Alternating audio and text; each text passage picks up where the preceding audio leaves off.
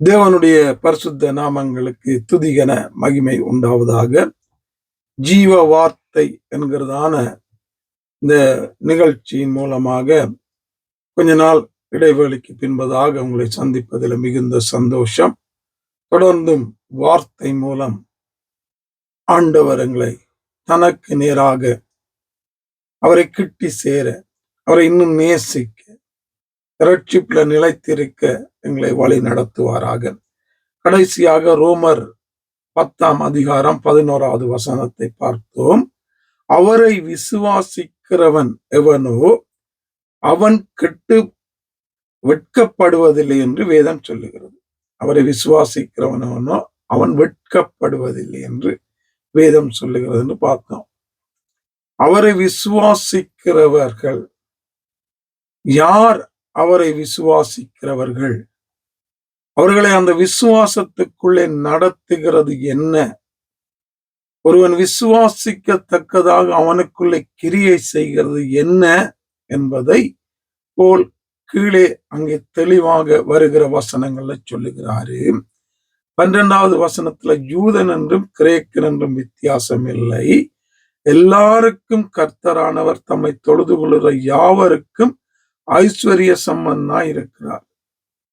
அவர் வித்தியாசம் காட்டுகிறதல்ல, தாழ்ந்தவன் உயர்ந்தவன் என்று அவர் பார்க்கிறதல்ல, அவர் ஜாதி பார்க்கிறது கிடையாது, அவர் யார் என்றும் பார்க்கிறது கிடையாது. ஒன்று மட்டும் அவர் பார்க்கிறார், தன்னை யார் விசுவாசிக்கிறான், தன்னை யார் நம்புகிறான், தன்னை யார் தொழுது கொள்ளுகிறான், தன்னை யார் சேவிக்கிறான் என்பதில் அவர் கவனமாயிருக்கிறார்.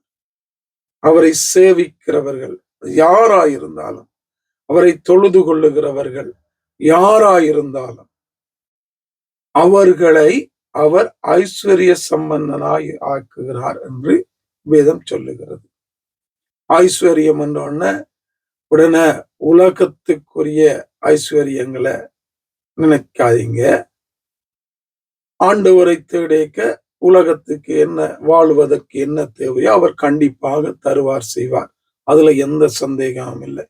வானமும் பூமியும் அதன் நிறைவும் அவருடையதாக இருக்கிறபடியால் தனக்கு பின்வருகிற, தன்னை தொழுது கொள்ளுகிற, தன்னை விசுவாசிக்கிற ஜனங்களுக்கு அவர்களுடைய தேவைகளை அவர் சந்திப்பார். அவர்களை வெட்கப்பட்டு போக அவர் ஒரு நாளும் விடுகிறது அல்ல.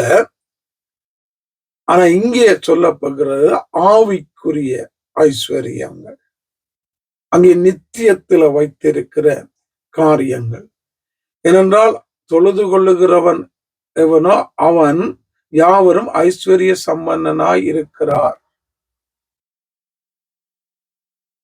ஐஸ்வர்ய சம்பந்தனாய் இருக்கிறார் என்றால் அவர்களுக்கு அவர் ஐஸ்வர்ய சம்பந்தனா, ஆசீர்வாதத்தின் தெய்வமாய் அவர் இருக்கிறார் என்றோன்னா உலகத்துக்குரிய காரியங்களை நாங்க பார்க்க கூடாது, ஆவிக்குரிய காரியங்களை பார்க்கணும். அப்படின்னா இங்க அவரை இப்ப தொழுது கொள்ளுகிறவங்க, விசுவாசிக்கிறவங்க எல்லாருமே ஐஸ்வர்யவான்களாய் இருக்கணும், அப்படி கிடையாது.